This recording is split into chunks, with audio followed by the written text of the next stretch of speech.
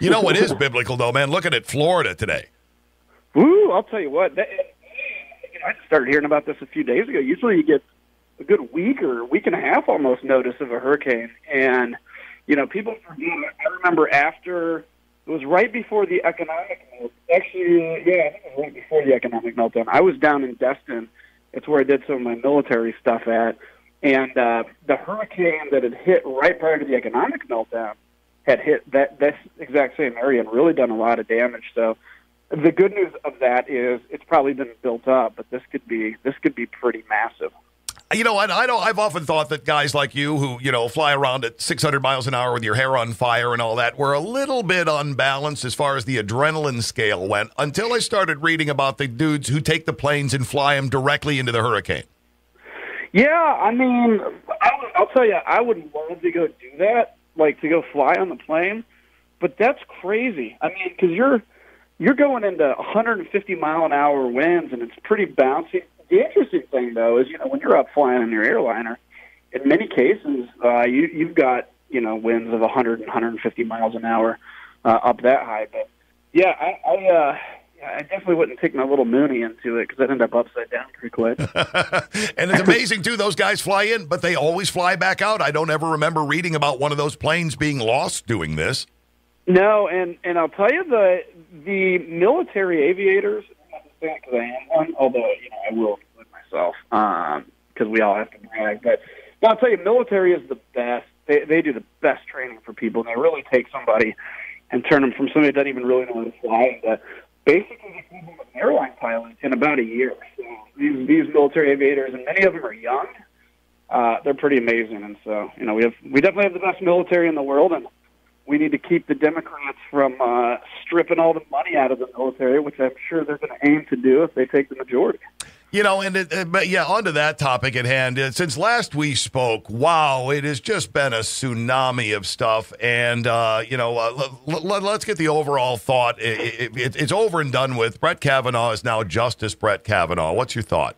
God bless him. And, for him to have to go through what he went through, I mean, we all know the famous Lindsey Graham speech. I think he hit that on the right tone. We were getting to a point. I think the most egregious of anything is if Democrats really believed Christina Ford, they should have immediately released that letter. They should have immediately called for an FBI investigation.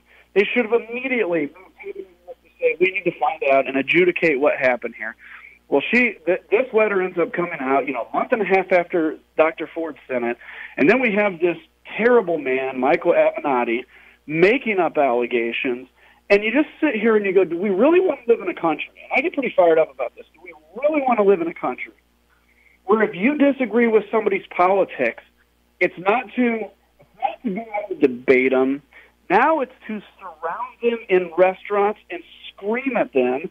And then, by the way, you heard the guy tell Ted Cruz that Beto O'Rourke is way better looking than him. Good political attack.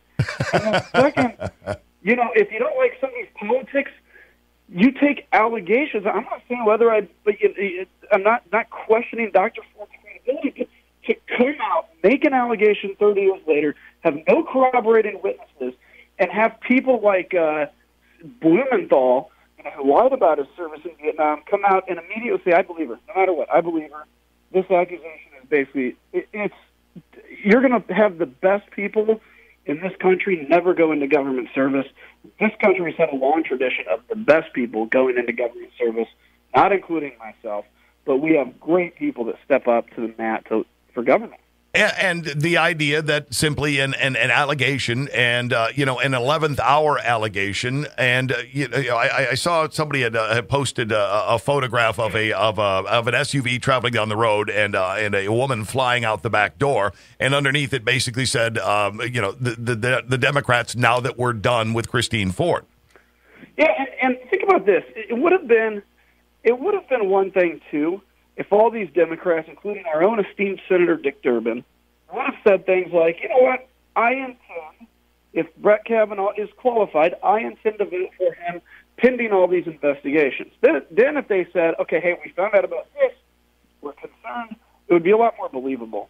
But 10 minutes after Kavanaugh's name was floated, basically 90% of the Democratic caucus, everybody that's not in a competitive reelection, came out and said, we're going to oppose this. We're going to do everything we can to oppose it, including Dick Durbin, by the way, who likes to feign that he has, some judicious, I'm going to really take it. But he didn't, and we knew it. We knew from the beginning that you could have put George Washington, the Lord, Abraham Lincoln, anybody up for this position. If he was a Republican, they would have opposed it. Yeah, it wasn't going to happen one way or another. And now we have talked that, if the midterms don't go the way that you guys would like them to go, now we're going to talk about we're going to further the investigation. We have people throwing out words like impeachment. You got Nancy Pelosi saying, I filed a Freedom of Information Act request, which to me, and you already know this, is wildly disingenuous because aren't you guys exempt from Freedom of Information Act?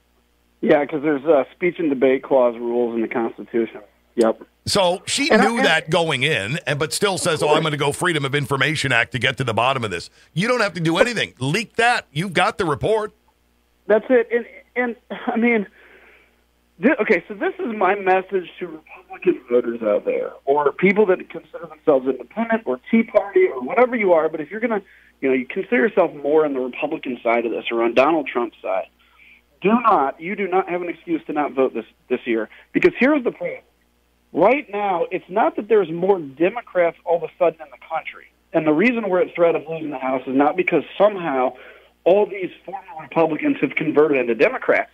It's because the Dems are really, really energized. They are basically where we were in 2010. Remember in 2010, Yep. There was nothing that was going to stop a Republican from going to the polls, and we had this massive wave. Well, that's what's happening on the Democratic side now.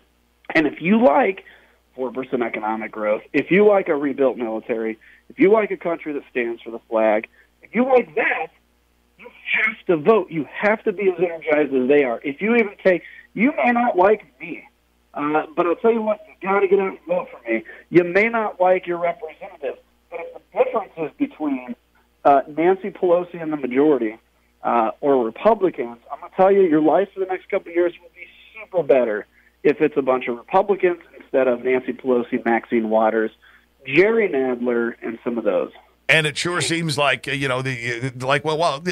you watch this unfold and you watch polling information come about, boy, there's a sleeping giant that may have been awakened, and it isn't on the blue side over this. Yeah, I think it's both. I mean, I think the Democrats are very fired up over Kavanaugh.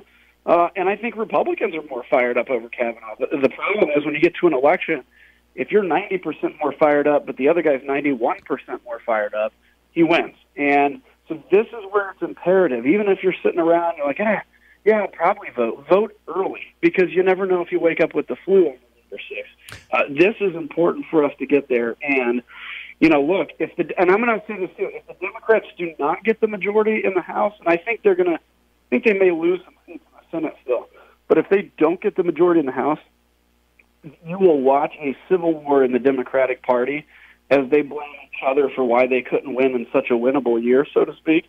And that, frankly, will be fun to watch, because it'll actually give reasonable Democrats the toss against these Bernie Sanders types that are taking over their party.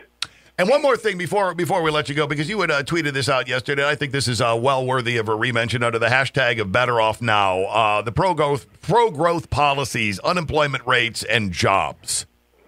Yeah, look, you can't look at what's going on in the economy and give anybody but Donald Trump and the Republican majority credit. Kids are coming out of college with more than one job opportunity. When I came out of college, the lowest unemployment in quite a long time, lowest African-American, Hispanic-American, everybody American unemployment. And actually, federal receipts have gone up since last year. We're collecting more taxes than we did last year, despite the fact that we gave a tax break to Americans because the economy is growing that well. That is what's at stake in November, and that's what we have to defend and hold. Congressman, as always, I appreciate you taking time out of your busy day, and then thanks for the candor on all that we talked about. I'll look forward to our next chat. Anytime, brother. Take care.